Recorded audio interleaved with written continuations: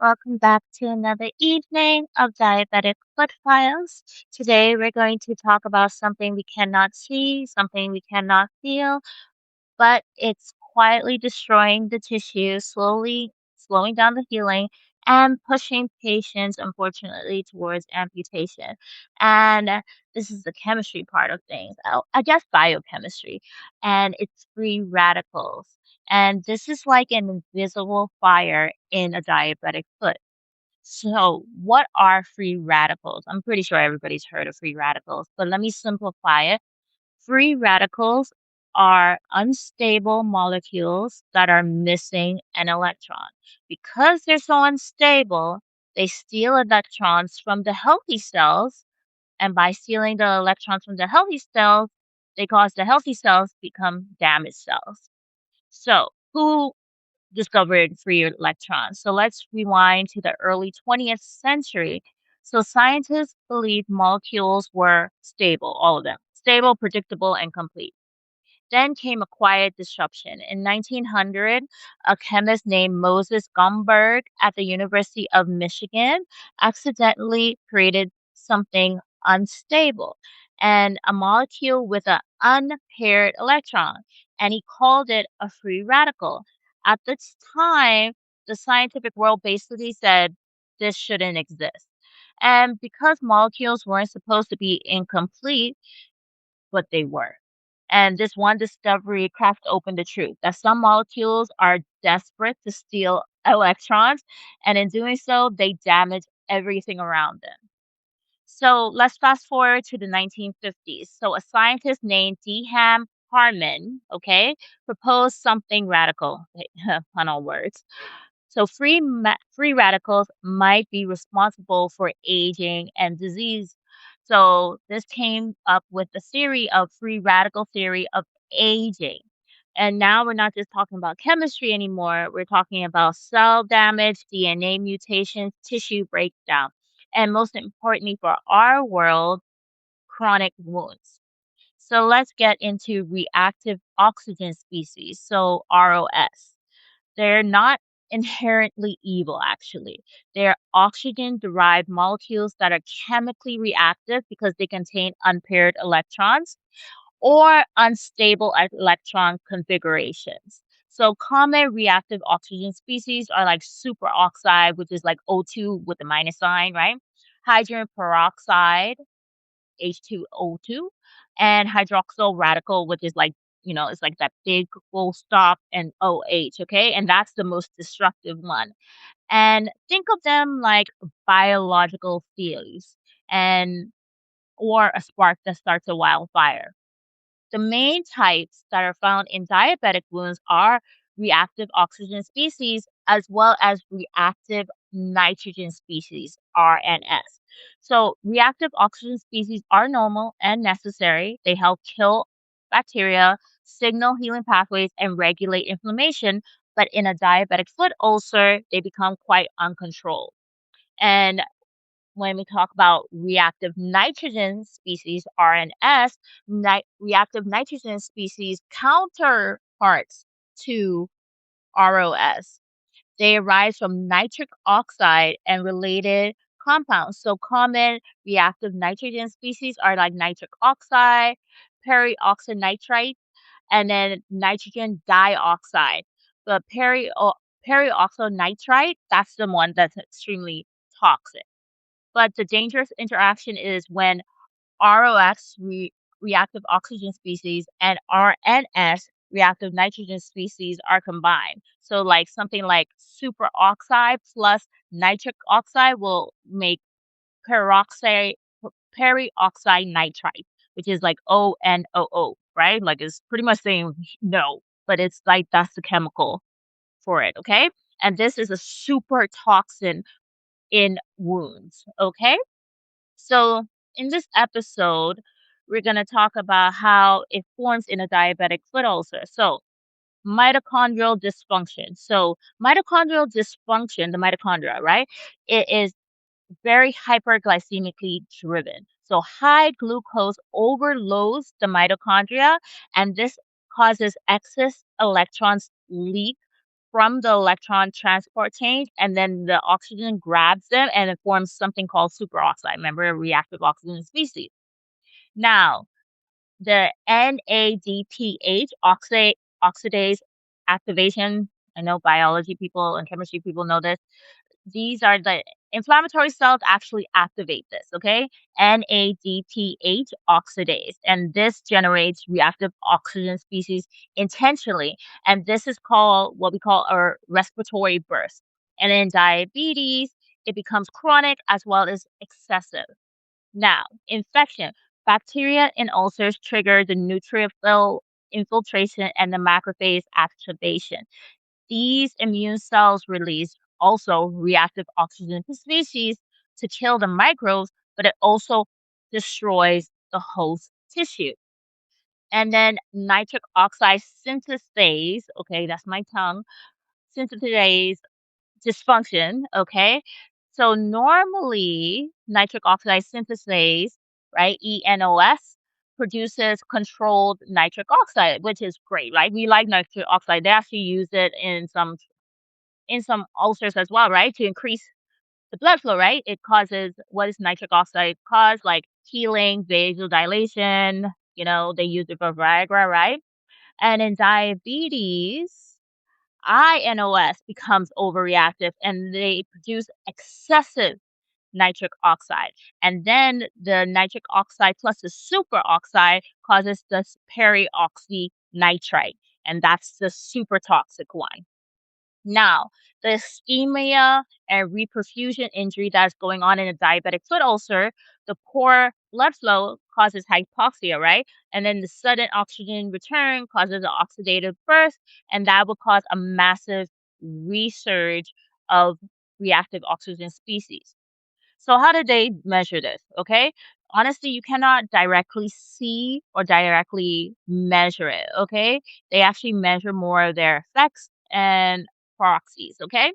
So free radicals are pretty much invisible. You can't see them under a normal microscope. So how did scientists prove that they were in a diabetic foot ulcer? So it was more indirect. Okay. Indirect detection following the damage. So instead of seeing the radicals directly, researchers looked for their footprints, which were the footprints for free radicals are like lipid perioxidation, which is damage to the cell membranes, protein oxidation, DNA fragmentation. There are markers called MDA or another DNA damage marker. And these are basically crime scene evidence. And guess what? The diabetic foot ulcer shows massively elevated levels of this. Next is the electron spin resonance, ESR. That catches the uncatchable. So scientists then used a highly specialized technique called electron spin resonance, ESR. This detects unpaired electrons, the defining feature of free radicals. For the first time, we could actually identify radical species and measure their presence in biological tissue. And in diabetic wounds, the signal was elevated and persistent. And then biopsy studies in diabetic foot ulcers, when researchers took tissue samples from chronic diabetic foot ulcers, they found an increase in reactive oxygen species, ROS, reduced antioxidant defense like glutathione, and then persistent inflammatory cell activity. So, in other words, the wound environment was a biochemical war zone. So, why is a diabetic foot ulcer a perfect storm for this? Like for free radicals, let's just go crazy. So in a diabetic foot ulcer, everybody should know this by heart, got hypoglycemia. So excessive glucose, mitochondrial overload leads to superoxide production. The ischemia, because remember we have micro, macro, and peripheral arterial disease, okay? The poor blood flow means low oxygen, and that sudden reperfusion, like we said, causes an oxidative burst. And then the infection, the neutrophils, remember they cause an oxidative burst as well. They release ROS, reactive oxygen species, to help kill the bacteria, but in the result, it also kills the healthy tissue as well. And then the other thing that happens with diabetes that we all know about is the advanced glycation end products, the AGEs, and these trigger oxidative pathways as well as amplify the inflammation. So free radicals aren't just present, they actually are sustained in the diabetic foot ulcer, okay? In normal wounds, there's like a short burst and then the person gets the healing. But in a diabetic wound, there is a continuous production of these free radicals. It's like a free radical overload and causes destruction of the healthy tissue. So, what to do? Oh, also, what does it do in diabetic foot? It causes microvascular damage, so it destroys the endothelial cells. It reduces the perfusion, so it actually worsens the pa- patient's wound ischemia. The neuropathy, so oxidative stress damages nerves even further. There's a loss of protective sensation, so the loss of protective sensation actually increases. The immune dysfunction, everybody knows that the immune dysfunction is higher, okay, in a diabetic, especially the higher your glucose is. Remember, that's why I want everybody understand because people will more understand why they need to keep their blood sugar at a certain level, okay? Because it really is like it's like a chain reaction. So the immune dysfunction, these white blood cells are less effective. We need our white blood cells. But that is why so many diabetics are so easily immune to infection. Infection risk skyrockets because their immune function is dysfunctional because of the hyperglycemia. And remember, we talked about how the hyperglycemia does affect the mitochondria. Like it affects everything. It's not just a sugar disease. Okay. Now, also the biofilm formation. Bacteria thrives in oxidative environments, so chronic infection sets in. And then the delayed epithelialization. Skin cannot close properly, wounds will stay open. So it would cause a chronic wound loop. So this is key. So free radicals can create this vicious cycle. Injury, reactive oxygen species production, tissue damage, inflammation, and then more reactive oxygen species production. And this is a continuous loop over and over and over again. And so also we have to remember that it breaks down collagen as well. So matrix metalloproteinases, MMPs, we know that especially is elevated in diabetic foot ulcers get activated. And this causes more extracellular matrix de- degradation as well as weak granulation tissue. We want healthy, nice, beefy granulation tissue. We don't want weak, pale granulation tissue. That's not what we want, okay? So, how do we remove or control reactive oxygen species or reactive nitrogen species in the diabetic foot? Okay. So, antioxidant systems, that's why they say antioxidants are good. Okay. So, your body actually naturally tries to fight back. It makes something called oxide dimutase, okay, SOD, and that converts superoxide. There's catalase, which breaks down hydrogen peroxide, and there's glutathione, which detoxifies radicals. But in diabetes, your system is overwhelmed, so it's hard for it to do it itself. So, what are some exogenous antioxidants that we can use to help with our free radicals? You need to talk to your primary care doctor first. Never, ever, ever try to home therapy yourself, okay? So, make common sense comment. But exogenous antioxidants are like vitamin C, vitamin E, alpha lipoic acid, and N-acetylcysteine, okay? That boosts glutathione. And then there's actually some advanced wound dressings, like modern wound dressings that can actually scavenge reactive oxygen species from the wound, okay? And also help regulate the moisture and the oxygen. Another thing that really helps with reactive oxygen species is actually electrical stimulation. So we touched a little bit about this before in an episode on electrical stimulation, but it actually helps rebalance the cellular charge, reduces oxidative stress, and improves cellular signaling. And then one of my favorite is hyperbaric oxygen therapy, HBOT.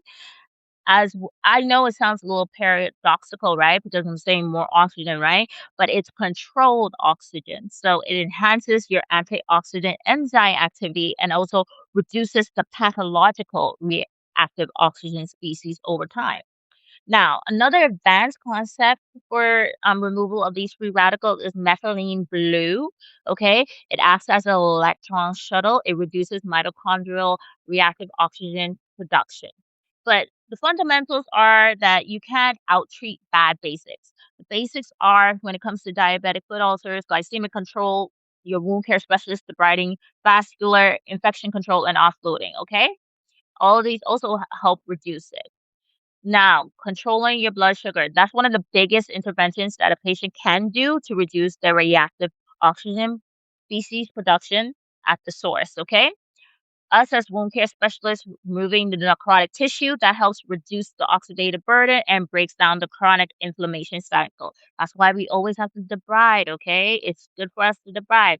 Now, when we were talking about the exogenous antioxidants like vitamin C is good for collagen synthesis. Vitamin E protects the cell membrane. Zinc is fantastic for wound healing. It's a cofactor. Alpha lipoic acid is great for nerve protection, and glutathione is a master antioxidant. And then other advanced therapies that we can use for diabetic foot ulcer to help reduce the free radicals are like growth factors, platelet-rich plasma, and hyperbaric oxygen therapy. Like I said, it is interesting, and like I said, it helps stimulate healing and angiogenesis.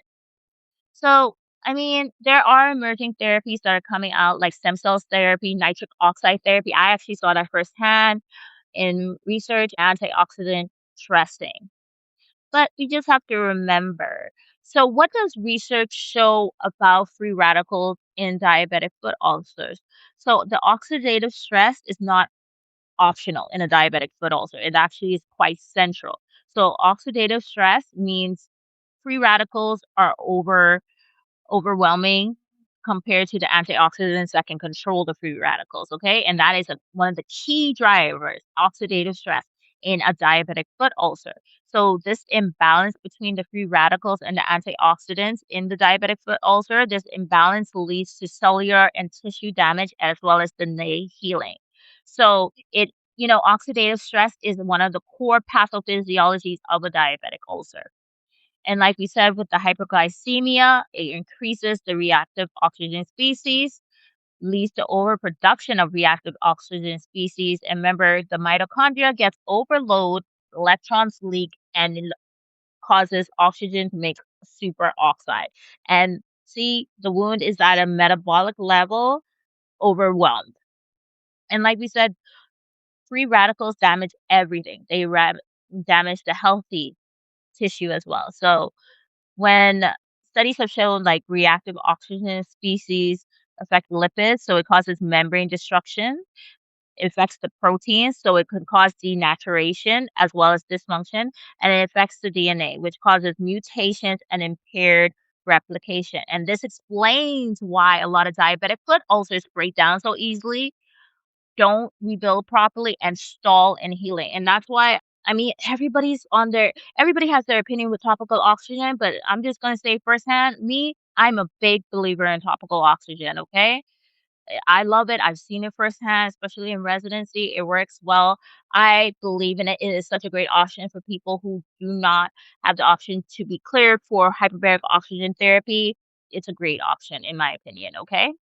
So, also, research have shown the worse the ulcer, the higher the oxidative stress, like I said. So, infected ischemic ulcers, they have extreme oxidative stress, okay?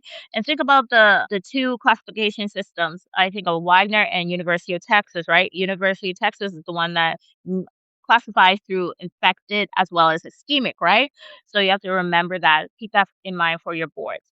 Now, reactive oxygen species are actually a double-edged sword, okay? So low levels of reactive oxygen species actually promotes healing, helps cell signaling, and support angiogenesis. When it's at high levels, remember you can't have too much of a good thing. It causes cell death, tissue breakdown, and delayed healing. So a high level state of reactive oxygen species will put a wound in a chronic wound state, okay? So one of the most important things and findings with reactive oxygen species prevent progression from inflammation to healing. So they sustain chronic inflammation and can activate destructive enzymes as well as prevent tissue regeneration. So that's why the wound can be biologically trapped in this cycle. Remember we said it's a vicious loop that it keeps on happening. And then I believe they've shown that it affects in a genetic level. So they were able to identify 63 oxidative stress related genes in a diabetic foot ulcer. So that shows strong involvement of the oxidative pathway in a diabetic foot ulcer progression. So that's incredibly huge finding because free radicals are not just biochemical, they're actually genetically embedded in the disease process itself. So, we already figured out that how it affects the healing, but in the end, they're still doing more research, emerging research, even with alpha lipoic acid, the growth factors, even nanotechnology based antioxidant delivery will be helpful, okay? Because they'll be targeting free radicals to help improve healing. So free radicals don't just exist in a diabetic foot ulcer. They actually define it. Like, are you going to be chronic? Are you going to be affected? Are you going to actually heal? Okay. It's all about balance. And from the moment your glucose rises to the moment the tissue breaks down, the oxidative stress is this invisible force that is shaping every stage of your wound. And if you don't control that, you're not treating the ulcer, you're feeding the fire. And if we don't control the oxidative storm inside the diabetic foot ulcer, it will keep with the same outcome, okay? Because reactive oxygen species and reactive nitrogen species are not just byproducts, they're actually the chemical language that the wound is in distress. And in diabetic foot ulcers, like our diabetic foot ulcers literally are talking to us. Honestly, it's a language and the language is getting distorted and it's turning from a signal of healing to a signal of destruction. So, if we don't silence that oxidative noise, we'll never get to hear the biology of the healing, okay, begin. So, I hope everybody understood and liked this episode on free radicals and diabetic foot ulcers because this is Diabetic Foot Files, where we try to understand the science and finally change the story and help heal our patients. And this is Dr. G. Take care of your feet because they take care of you.